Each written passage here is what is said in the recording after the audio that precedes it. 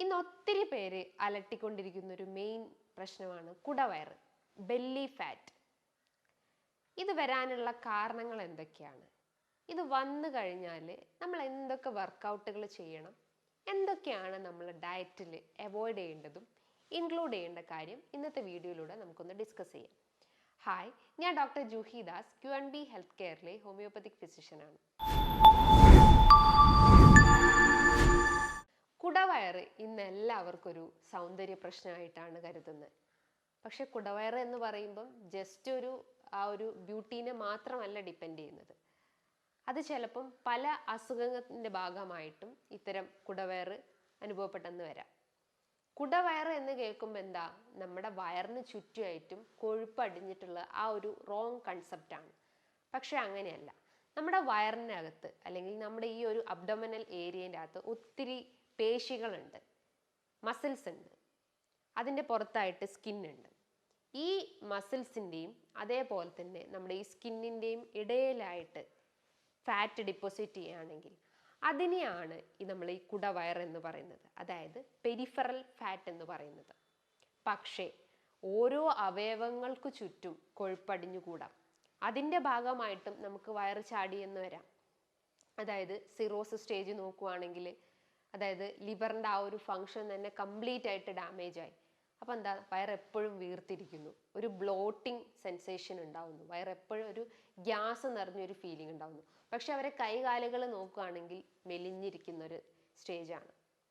അപ്പോൾ അതിനെയാണ് നമ്മൾ വിസറൽ ഫാറ്റ് എന്ന് പറയുന്നത്. വിസറ എന്ന് പറയുമ്പോൾ എന്താണ്, ഓരോ ഓർഗൻസിനെ അല്ലെങ്കിൽ ഓരോ അവയവങ്ങളിലെയാണ് സൂചിപ്പിക്കുന്നത്. കരളിന് ചുറ്റും കൊഴുപ്പടിയാണെങ്കിൽ അതിനെന്ത് പറയുന്നു, ഫാറ്റി ലിവർ. ഗ്രേഡ് 4 കഴിഞ്ഞാലാണ് അതിൻ്റെ പേര് മാറ്റി നമ്മൾ പറയുന്നത് സിറോസിസ് എന്ന് പറയുന്നത്. പാൻക്രിയാസ് ഗ്രന്ഥിക്ക് ഫാറ്റ് അടിഞ്ഞുകൂടി കഴിഞ്ഞാൽ അതിന് നമ്മൾ പ്രമേഹം എന്ന് പറയുന്നു, അതായത് ഡയബറ്റിസ് എന്ന് പറയുന്നു. പാൻക്രിയാസിൻ്റെ സഹായത്തോടെയാണ് നമ്മുടെ ശരീരത്തിലെ ഒരു ഗ്ലൂക്കോസ് സ്പൈക്ക് ആവാതിരിക്കാനും ഇൻസുലിൻ്റെ ഒരു പ്രൊഡക്ഷൻ സഹായിക്കുന്നത് പാൻക്രിയാസ് ഗ്രന്ഥികളാണ്. ഈ പാൻക്രിയാസ് ഗ്രന്ഥിക്ക് ചുറ്റും കൊഴുപ്പടിഞ്ഞു കഴിഞ്ഞാൽ എന്ത് ചെയ്യും, നമുക്ക് പ്രമേഹത്തിൻ്റെ പ്രശ്നങ്ങൾ, അതായത് ബ്ലഡ് ഷുഗർ സ്പൈക്ക് ആവാനുള്ള ഒരു ചാൻസസ് ഉണ്ട്. അതേപോലെ തന്നെ ഓവറിക്ക് ചുറ്റും കൊഴുപ്പടിഞ്ഞു കൂടി കഴിഞ്ഞാൽ അതിനെയാണ് നമ്മൾ പോളിസിസ്റ്റിക് ഒവേറിയൻ സിൻഡ്രോം എന്ന് പറയുന്നത്, അല്ലെങ്കിൽ ഡയബറ്റിസ് ഓഫ് ഓവറി എന്ന് പറയുന്നത്. അങ്ങനെ ഓരോ ഓർഗൻസിനെയും ഈ ഒരു ഫാറ്റ് ഡിപ്പോസിറ്റ് ചെയ്യുക, അതിനെയാണ് നമ്മൾ വിസറൽ ഫാറ്റ് എന്ന് പറയുന്നത്. അതിന് നമ്മൾ ഭക്ഷണത്തിൽ ഫോളോ ചെയ്യേണ്ട കാര്യങ്ങൾ എന്ന് പറയുമ്പോൾ ഈ ഒരു 5 കാര്യങ്ങൾ നിങ്ങൾ ഡെയിലി ഫോളോ ചെയ്യാൻ ശ്രമിക്കുക. ആദ്യത്തേത്, നല്ല രീതിയിൽ ഫൈബർ റിച്ച് ആയിട്ടുള്ള ഭക്ഷണങ്ങൾ എടുക്കാൻ ശ്രമിക്കുക. അതായത് ഇൻസോല്യൂബിൾ ഫൈബേഴ്സ് ആവട്ടെ, സോല്യൂബിൾ ഫൈബേഴ്സ് ആവട്ടെ, അത് ഒരു ഫൈബർ റിച്ച് ആയിട്ടുള്ള ഭക്ഷണങ്ങൾ കഴിക്കുകയാണെങ്കിൽ ദഹനം കുറച്ച് ഇമ്പ്രൂവ് ആവുന്നു, മെറ്റബോളിസം കറക്റ്റ് ആക്കുന്നു. അപ്പം നമുക്ക് കോൺസ്റ്റിപ്പേഷൻ അല്ലെങ്കിൽ മലബന്ധത്തിൻ്റെ പ്രശ്നങ്ങളൊക്കെ ഉണ്ടെങ്കിൽ അത് നമുക്ക് കൺട്രോൾ ചെയ്യാൻ പറ്റുന്നതാണ്. അതായത് ഫൈബർ റിച്ച് ആയിട്ടുള്ള ഭക്ഷണങ്ങൾ എന്തൊക്കെയാണ്, നട്ട്സ്, സീഡ്സ്, ചെറിയ ഫ്രൂട്ട്സ് ഐറ്റംസ്, വൈറ്റമിൻ സി അടങ്ങിയിട്ടുള്ള ഭക്ഷണങ്ങൾ, പേരക്ക, ആപ്പിൾ, പൈനാപ്പിൾ, അതേപോലെ വാട്ടർമെലൺ, അത്തരം ഫ്രൂട്ട്സിൻ്റെ അകത്തൊക്കെ നല്ല രീതിയിൽ ഫൈബർ അടങ്ങിയിട്ടുണ്ട്, അതായത് ഇൻസോല്യൂബിൾ ഫൈബേഴ്സ് അടങ്ങിയിട്ടുണ്ട്. നട്ട്സ് ഐറ്റംസ് ആവട്ടെ, അതായത് ബ്രസീൽ നട്ട്, വാൽനട്ട്, ബദാം പോലത്തെ ഇത്തരം നട്ട്സിലും നല്ല രീതിയിൽ ഫൈബർ അടങ്ങിയിട്ടുണ്ട്. അതേപോലെ റാഗി, മില്ലറ്റ്, ചെറുധാന്യങ്ങളിലൊക്കെ നല്ല രീതിയിലും ഫൈബർ അടങ്ങിയിട്ടുണ്ട്. അത് നിങ്ങൾ ഡയറ്റിൽ ഡെയിലി കഴിക്കാൻ ശ്രമിക്കുക. ഡെയിലി ഒരു വാൽനട്ടോ ഡെയിലി ഒരു നട്ട്സ് ഐറ്റംസ് നിങ്ങളുടെ ഡയറ്റിൽ ഉൾപ്പെടുത്താൻ ശ്രമിക്കുക. അതേപോലെ സീഡ്സ് ഐറ്റംസ് നോക്കുകയാണെങ്കിൽ chia seeds, flax seeds, pumpkin seeds, ഈ 3 സീഡ്സ് നിങ്ങളുടെ ഡയറ്റിൽ ഡെയിലി ഉൾപ്പെടുത്താൻ ശ്രമിക്കുക. ചിയ സീഡ്സ് ഒക്കെ ആണെങ്കിൽ ഏറ്റവും കൂടുതൽ ഹെൽത്തി ഫാറ്റ്സ് അടങ്ങിയിട്ടുണ്ട്. അതായത് എക്സസ് ആയിട്ടുള്ള കലോറീനെ കംപ്ലീറ്റ് ആയിട്ട് ബേൺ ഔട്ട് ചെയ്യാൻ സഹായിക്കുന്ന ഒരു മെയിൻ സീഡ് ഐറ്റമാണ് ചിയ സീഡ്സ്. അത് വെള്ളത്തിലിട്ട് നല്ല രീതിയിൽ കുതിർത്ത് ജസ്റ്റ് ഒരു ഓട്സിലൊക്കെ ഒന്ന് സ്മൂത്തീസൊക്കെ ഒന്ന് മിക്സ് ചെയ്തിട്ട് നല്ല രീതിയിൽ അങ്ങനെയും കുടിക്കാവുന്നതാണ്. അങ്ങനെ ചെയ്യുമ്പോഴും നമ്മുടെ ഒരു കൊഴുപ്പിനെ കംപ്ലീറ്റ് ആയിട്ട് നമുക്ക് ബേൺ ഔട്ട് ചെയ്യാൻ സഹായിക്കുന്നതാണ്. അതോടൊപ്പം തന്നെ രണ്ടാമതായിട്ട് നിങ്ങളുടെ ഡയറ്റിൽ ചെയ്യേണ്ട ഒരു കാര്യം എന്ന് പറഞ്ഞാൽ കാർബ്സിൻ്റെ അളവ് കുറയ്ക്കാൻ ശ്രമിക്കുക. പൂർണ്ണമായിട്ടും ഒഴിവാക്കണമെന്നല്ല, അളവ് കുറയ്ക്കാൻ ശ്രമിക്കുക. ലോ കാർബ് ഡയറ്റ് ഫോളോ ചെയ്യാൻ ശ്രമിക്കുക. ചോറ് കഴിക്കുകയാണെങ്കിൽ ഒരു നേരം ചോറ് കഴിക്കാൻ ശ്രമിക്കുക, അതും ഒരു തവി മാത്രം. ചോറും അതോടൊപ്പം തന്നെ അളവ് കൂട്ടിയിട്ട് കുറച്ച് പച്ചക്കറികളും തോരനോ മത്സ്യങ്ങളോ അല്ലെങ്കിൽ ചിക്കൻ ഐറ്റംസോ എടുക്കാൻ ശ്രമിക്കുക. ചോറാണെങ്കിൽ നമ്മൾ ബ്രൗൺ റൈസ് ചൂസ് ചെയ്യാൻ ശ്രമിക്കുക. തവിടുള്ള അരികൾ, മുത്താറി, അതേപോലെ തന്നെ ഞവര, മട്ടേരി പോലത്തെ തവിടുള്ള അരികൾ, ബ്രൗൺ റൈസ് ചൂസ് ചെയ്യാൻ ശ്രമിക്കുക. ചോറിൻ്റെ അളവ് കഴിവതും ഡയറ്റിൽ നിന്ന് കുറയ്ക്കാൻ ശ്രമിക്കുക. പകരം ഫ്രൂട്ട്സ് അല്ലെങ്കിൽ സാലഡ്സ് നിങ്ങൾ ഡയറ്റിൽ ഉൾപ്പെടുത്താൻ ശ്രമിക്കുക. നിങ്ങൾ ഫ്രൂട്ട്സും സാലഡ്സും ഒക്കെ യൂസ് ചെയ്യുകയാണെങ്കിൽ അതിനകത്ത് ജസ്റ്റ് ഒരു ടീസ്പൂൺ ഒലിവ് ഓയിൽ മിക്സ് ചെയ്യുക. അങ്ങനെ ചെയ്യുമ്പം ആ ഒരു എക്സസ് കലോറീസ് ഉണ്ടെങ്കിൽ അത് കംപ്ലീറ്റ് ആയിട്ട് ബേൺ ഔട്ട് ചെയ്യാൻ പറ്റുന്നതാണ്. അതോടൊപ്പം തന്നെ മൂന്നാമതായിട്ട് നിങ്ങൾ ചെയ്യേണ്ട കാര്യം എന്ന് പറയുമ്പോൾ നിങ്ങളുടെ ഡയറ്റിൽ പ്രോട്ടീൻ ഇൻടേക്ക് മെയിൻറ്റെയിൻ ചെയ്യാൻ ശ്രമിക്കുക. അതായത് നല്ല രീതിയിൽ പ്രോട്ടീൻസ് അടങ്ങിയിട്ടുള്ള ഭക്ഷണങ്ങൾ എടുക്കാൻ ശ്രമിക്കുക. ചെറിയ ധാന്യങ്ങൾ, ചെറിയ മത്സ്യങ്ങൾ, പച്ചക്കറികൾ, അതുപോലെ പഴവർഗ്ഗങ്ങൾ, ഇതിൻ്റെ അകത്തൊക്കെ നല്ല രീതിയിൽ പ്രോട്ടീൻസ് അടങ്ങിയിട്ടുണ്ട്. പ്രോട്ടീൻസ് നമ്മൾ കഴിക്കുകയാണെങ്കിൽ നമ്മുടെ മസിൽ മെറ്റബോളിസം വർദ്ധിപ്പിക്കുന്നു.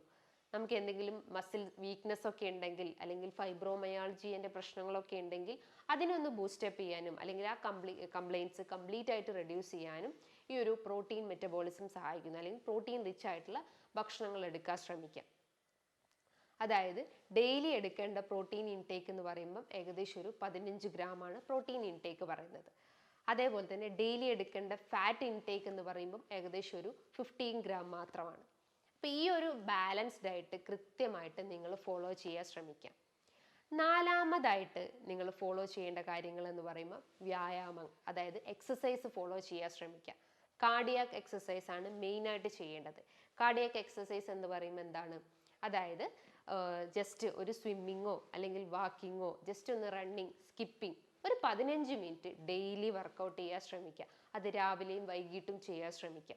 അതേപോലെ തന്നെ ഹൈ ഇൻറ്റൻസിറ്റി ട്രെയിനിങ് എക്സസൈസ് ചെയ്യാൻ ശ്രമിക്കുക. 1 മിനിറ്റ് നമ്മൾ സ്പീഡിൽ നടക്കുകയാണെങ്കിൽ ദെൻ നെക്സ്റ്റ് ഒരു മിനിറ്റ് സ്ലോ ആയിട്ട് നടക്കാൻ ശ്രമിക്കുക.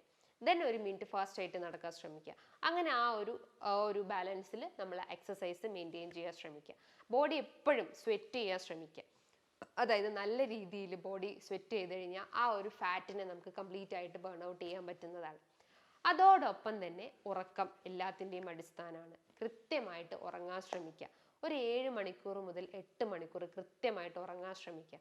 ജസ്റ്റ് ഒരു ഉറക്കം മാത്രം ഫോളോ ചെയ്യാമെന്നല്ല, നല്ല രീതിയിൽ വർക്കൗട്ടും അതോടൊപ്പം തന്നെ നല്ല രീതിയിൽ ഡയറ്റും അതോടൊപ്പം തന്നെ ഈ ഒരു ഉറക്കവും മെയിൻറ്റെയിൻ ചെയ്ത് കഴിഞ്ഞാൽ ഇത്തരം കുടവയറിൻ്റെ പ്രശ്നങ്ങൾ നമുക്ക് കുറയ്ക്കാൻ പറ്റുന്നതാണ്. ഈ കുടവയറ് തന്നെ ഒത്തിരി ടൈപ്സ് ഉണ്ട്. അതായത് ബെല്ലി ഫാറ്റ്, അതായത് മോംസ് ബെല്ലി ഫാറ്റ്. ഇപ്പം കുട്ടികൾ, അതായത് പ്രഗ്നൻ്റ് ആയിട്ടുള്ള സ്ത്രീകളുടെ വയറ് നോക്കുകയാണെങ്കിലും അങ്ങനെയും അവർ ആ ഒരു വയറ് മുന്നോട്ട് ചാടിയിരിക്കുന്നത് കാണാം. അതിനാണ് മോംസ് ബെല്ലി ഫാറ്റ് എന്ന് പറയുന്നത്.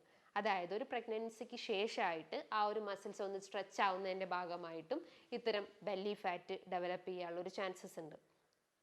അതേപോലെ തന്നെ ഈ ഒരു ബെല്ലി ഫാറ്റ്, അതായത് ഇപ്പോൾ സിറോസിസ് കേസ് നോക്കുകയാണെങ്കിലും അത്തരം ബെല്ലി ഫാറ്റ് ഡെവലപ്പ് ചെയ്യാനുള്ളൊരു ചാൻസസ് ഉണ്ട്. അസൈറ്റിസ് കേസ് നോക്കുകയാണെങ്കിൽ, അതായത് ഫ്ലൂയിഡ് സെക്രീഷൻസ് കൂടുതലായിട്ടുണ്ടെങ്കിലും അതിൻ്റെ ഭാഗമായിട്ടും, അതായത് അസൈറ്റിസ് എന്ന് പറയുമ്പോൾ എന്താ, ഈ ഒരു പെരിട്ടോണിയൽ റീജിയനിൽ നിറച്ചും ഫ്ലൂയിഡ് അക്യുമുലേറ്റ് ചെയ്തിട്ട് വയറിങ്ങനെ വീർത്ത് വരുന്ന ഒരവസ്ഥ, അതിനെയാണ് നമ്മൾ അസൈറ്റിസ് എന്ന് പറയുന്നത്. അതിൻ്റെ ഭാഗമായിട്ടും നമുക്ക് കുടവയറിൻ്റെ പ്രശ്നങ്ങൾ സ്റ്റാർട്ടപ്പ് ചെയ്യുന്നതാണ്. അപ്പോൾ എന്താണോ നമുക്ക് പ്രശ്നങ്ങളുള്ളത്, അതായത് പ്രമേഹമാണോ അല്ലെങ്കിൽ ഹൈപ്പർ ടെൻഷൻ ആണോ, എന്താണോ നമുക്ക് ബുദ്ധിമുട്ട് അലട്ടുന്നുണ്ടെങ്കിൽ അതാദ്യം ക്ലിയർ ചെയ്യാൻ ശ്രമിക്കുക. അതോടൊപ്പം തന്നെ കൃത്യമായിട്ടുള്ള ഡയറ്റും എക്സസൈസും ഫോളോ ചെയ്ത് കഴിഞ്ഞാൽ ഇത്തരം കുടവയറിൻ്റെ പ്രശ്നങ്ങൾ നമുക്ക് റെഡ്യൂസ് ചെയ്യാൻ പറ്റുന്നതാണ്. എപ്പോഴും നമ്മൾ ആ ഒരു മെറ്റബോളിസം ബൂസ്റ്റപ്പ് ചെയ്യുന്ന ഭക്ഷണങ്ങൾ എടുക്കാൻ ശ്രമിക്കുക. അല്ലെങ്കിൽ metabolism, basal metabolic rate increase ചെയ്യുന്ന രീതിയിലുള്ള വർക്കൗട്ടുകൾ ചെയ്യാൻ ശ്രമിക്കുക. മെറ്റബോളിസം കുറവാണെങ്കിൽ ഈ ഒരു ഫാറ്റ് ഡിപ്പോസിഷൻ എഗെയിൻ നമ്മുടെ ബോഡിയിൽ അടിഞ്ഞുകൂടുകയും അതിൻ്റെ ഭാഗമായിട്ട് കുടവയറിൻ്റെ പ്രശ്നങ്ങളും അമിതവണ്ണത്തിൻ്റെ പ്രശ്നങ്ങളും സ്റ്റാർട്ടപ്പ് ചെയ്യുന്നതാണ്. അതേപോലെ തന്നെ മറ്റൊരു മെയിൻ ഇൻഗ്രീഡിയൻ്റ് എന്ന് പറയുമ്പം omega-3 ഫാറ്റി ആസിഡ്സ്, അതായത് ഹെൽത്തി ഫാറ്റ്സ് നിങ്ങളുടെ ഡയറ്റിൽ ഉൾപ്പെടുത്താൻ ശ്രമിക്കുക. ചിയ സീഡ്സ്, ചെറു മത്സ്യങ്ങൾ, അവക്കാഡോ പോലത്തെ ഫ്രൂട്ട്സ് ഐറ്റംസും നിങ്ങളുടെ ഡയറ്റിൽ ഉൾപ്പെടുത്താൻ ശ്രമിക്കുക. അതേപോലെ തന്നെ നിങ്ങൾ ആ ഒരു ഗട്ട് ഫ്ലോറ മെയിൻറ്റെയിൻ ചെയ്യാൻ ശ്രമിക്കുക. അതായത് ദഹനത്തിൻ്റെ ആ ഒരു bacterial growth, good bacterial growth കൃത്യമായിട്ട് മെയിൻറ്റെയിൻ ചെയ്യാൻ ശ്രമിക്കുക. അതിന് പ്രോബയോട്ടിക് ഭക്ഷണങ്ങൾ എടുക്കാൻ ശ്രമിക്കുക. തൈര്, മോര്, പഴങ്കഞ്ഞി പോലത്തെ പ്രോബയോട്ടിക്സ് നിങ്ങളുടെ ഡയറ്റിൽ ഉൾപ്പെടുത്തി കഴിഞ്ഞാൽ ദഹനം കുറച്ചൊന്ന് ഇമ്പ്രൂവ് ആവുകയും അതേപോലെ തന്നെ ആ ഒരു കോൺസ്റ്റിപ്പേഷൻ അല്ലെങ്കിൽ വയറിൻ്റെ ഗ്യാസ് ട്രബിളിൻ്റെ ഇഷ്യൂസൊക്കെ ഉണ്ടെങ്കിൽ അത് നമുക്ക് കറക്റ്റ് ചെയ്യാവുന്നതാണ്. ഈ പറഞ്ഞിട്ടുള്ള കാര്യങ്ങൾ നിങ്ങൾ കൃത്യമായിട്ട് നിങ്ങൾ ആ ഒരു ഡെയിലി റൂട്ടീനിൽ ഉൾപ്പെടുത്തി കഴിഞ്ഞാൽ നിങ്ങൾക്ക് ഈ കുടവയറിൻ്റെ പ്രശ്നങ്ങൾ നമുക്ക് പൂർണ്ണമായിട്ടും റെഡ്യൂസ് ചെയ്യാൻ പറ്റുന്നതാണ്. ഇനി ഇതുമായി ബന്ധപ്പെട്ട് എന്തെങ്കിലും ഡൗട്ടുകൾ ഉണ്ടെങ്കിൽ താഴെ കാണുന്ന നമ്പറിൽ കോൺടാക്റ്റ് ചെയ്യാവുന്നതാണ്. നല്ലൊരു ഹെൽത്ത് ടോപ്പിക്കുമായി വീണ്ടും കാണാം. Thank you.